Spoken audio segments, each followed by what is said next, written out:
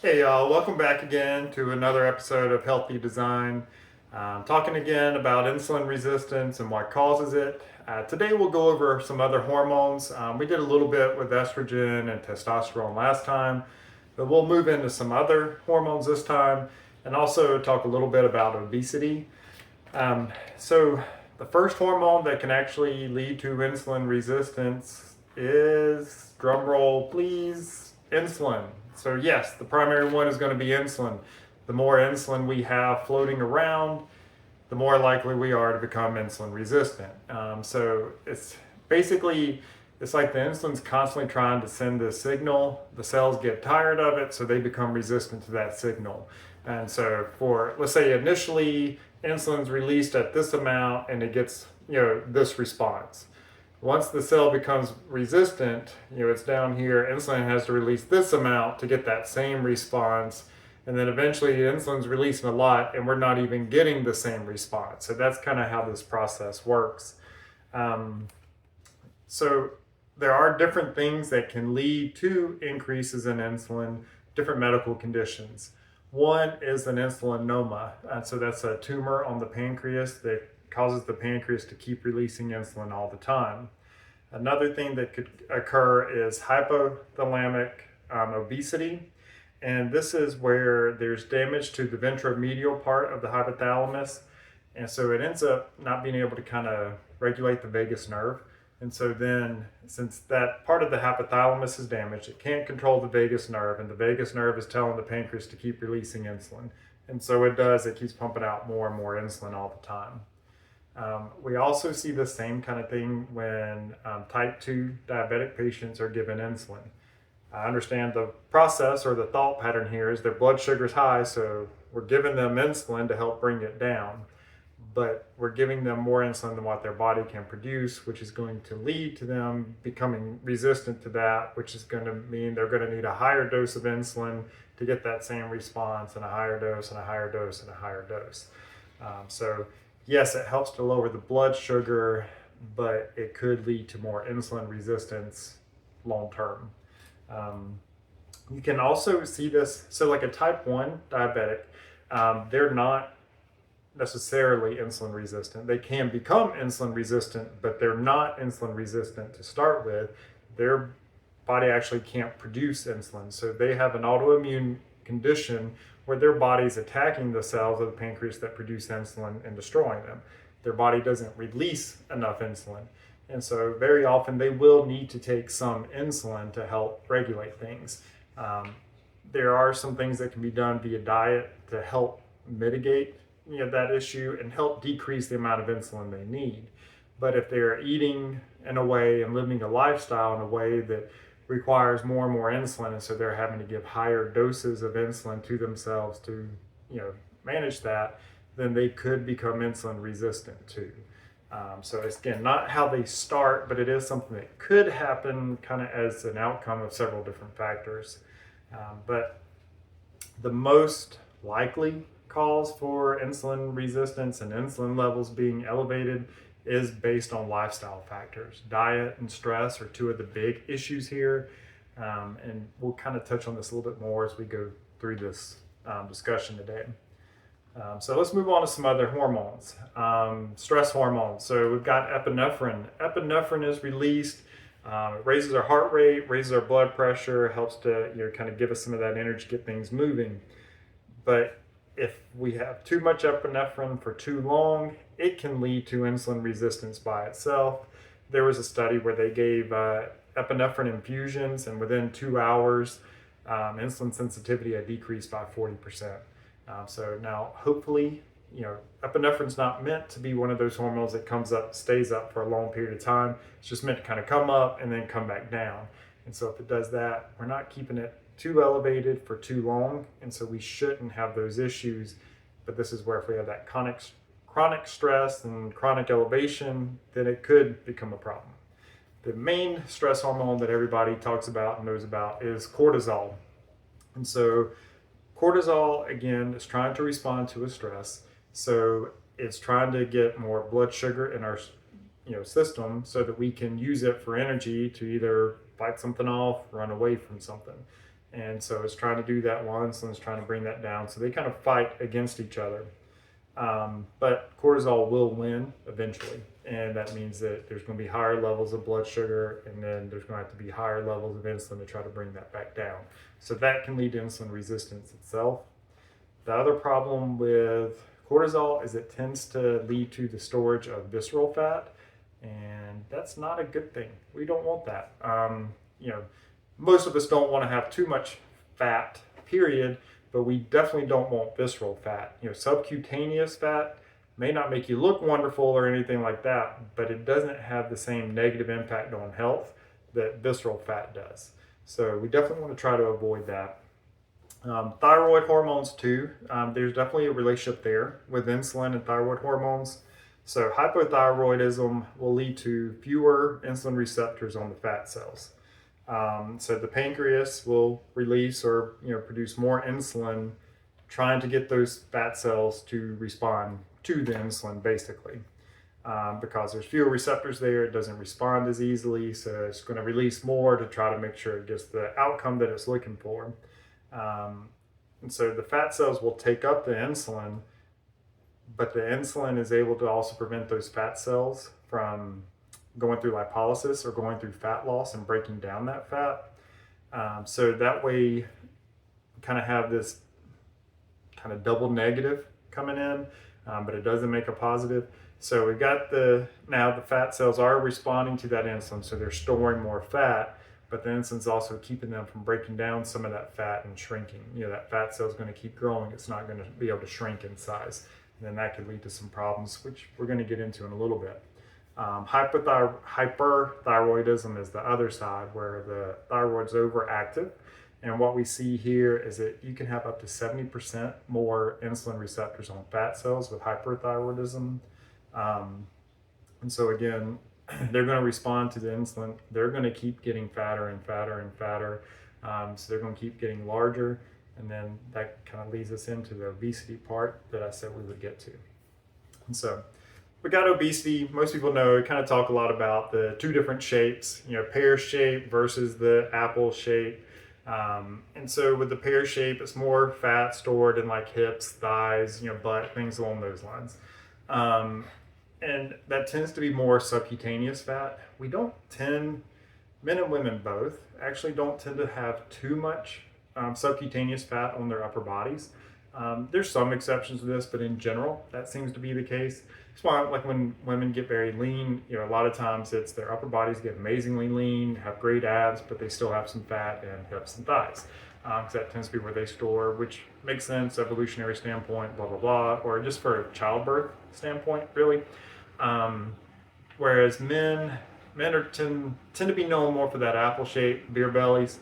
And so if you got that hard, well, think about this. So if you can kind of grab the fat and you can move it around and it's soft, then that's more subcutaneous fat. Again, may not look wonderful, but from a health standpoint, it's the better of the two.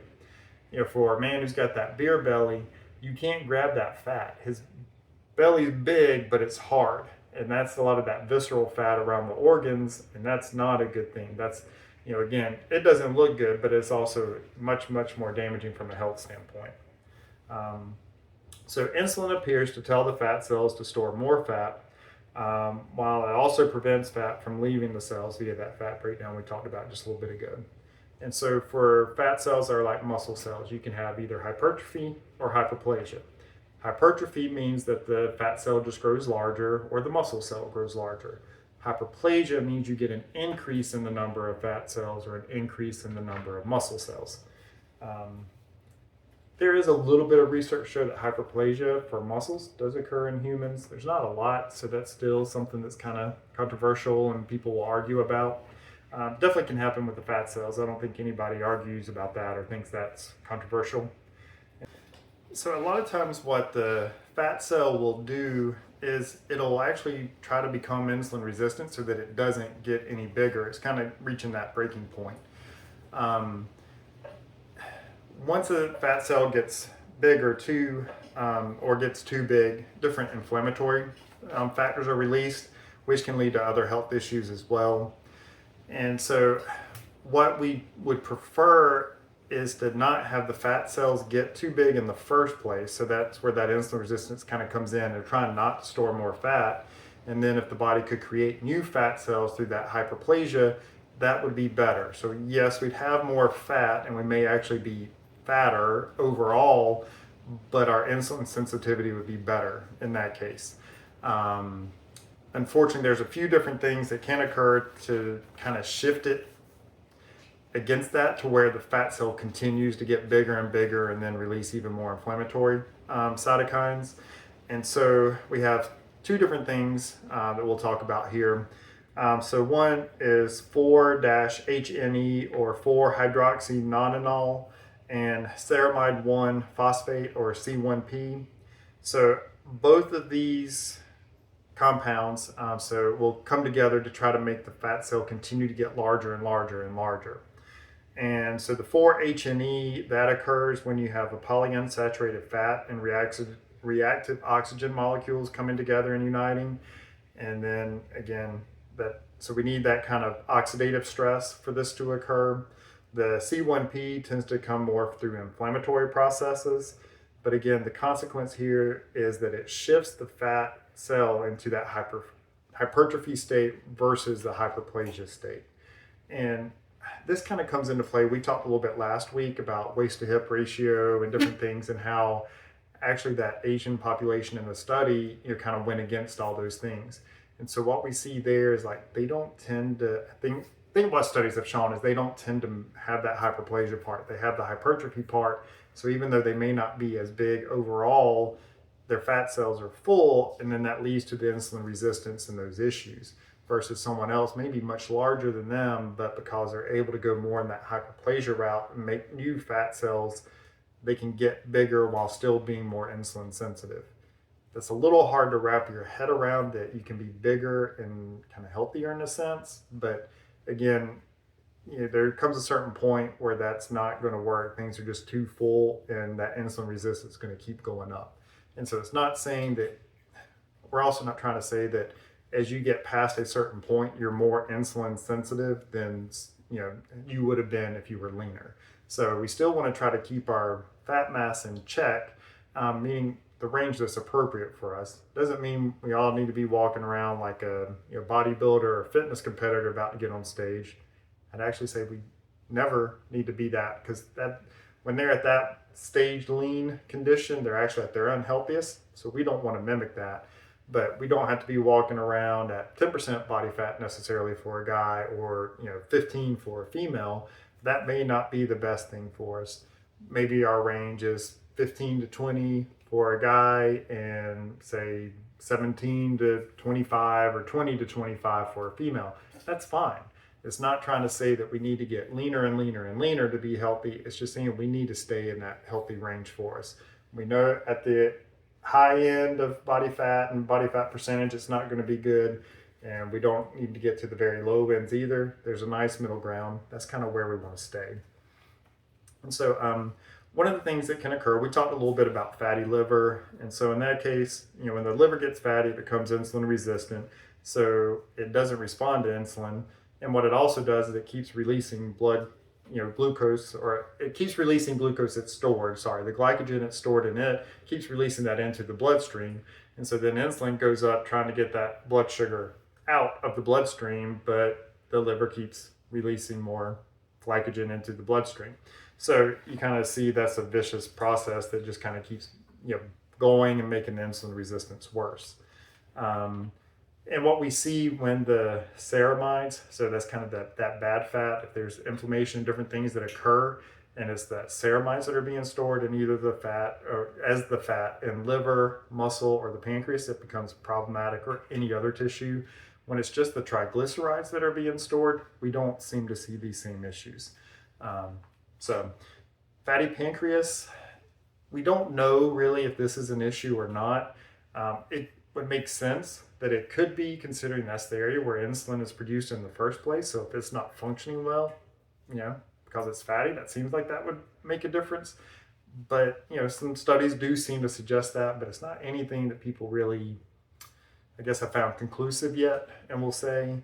But we do know that there can be issues if the muscles get fatty. we do have some intramuscular triglycerides stored. And again, if it's those triglycerides, that's not going to be a problem. It can be used for energy, so that's a good thing. But if it kind of becomes that ceramide part, then it can become problematic and affect how the muscle functions. And so our muscles are actually kind of the largest glucose dump that we have going by mass, because we have a lot of muscle. That's a decent bit of mass for everybody. And that's why building more muscle can actually be a good thing too. But most of the time, the muscle relies on insulin to kind of turn things on so that the glucose can come in and be stored. Now, exercise can bypass some of that, but most of the time we need the insulin to come tell the muscles to do that. But again, if it's ceramides being stored as the fat in the muscle, it kind of plays on things to kind of turn that process off so the muscles don't respond to it. And that becomes a problem. So this may make it seem like we need the fat cells to become insulin resistant first, and then the muscle cells will become insulin resistant, but that's actually not the case. The muscle cells can become resistant first, and the fat cells still be sensitive. So it just depends, and everybody's going to be a little bit different on that. So that's all of the basic information. Say basic, I guess, in quotes, because that was some fairly deep information, but we just see how hormones do play a role. Insulin being the biggest hormone, since that's the one we're talking about. And then we see how we do kind of have this chicken or the egg conversation with obesity and insulin resistant. We talked a couple weeks ago about how insulin resistance is the cause for obesity. Now we're kind of saying obesity is the cause for insulin resistance. Like I said, chicken or the egg, and I'm trying to refrain from busting out some old Beastie Boys rhymes. But yes, we don't know which one comes first. And we see how obesity affects hormones like estrogen and testosterone. So there is this just huge interplay with everything. It's not a very black and white issue where, it's this and this. They're all working together. They're all talking together. And so it's going to lead to different communications, different interactions, and it's going to play out in a lot of different ways. So next week, that's it for this week. Next week, we'll talk a little bit more about oxidative stress and inflammation, because I think that's going to be a big key for things too, because that's what we're starting to see with a lot of different people, is just this kind of chronic low-grade inflammation that's going on.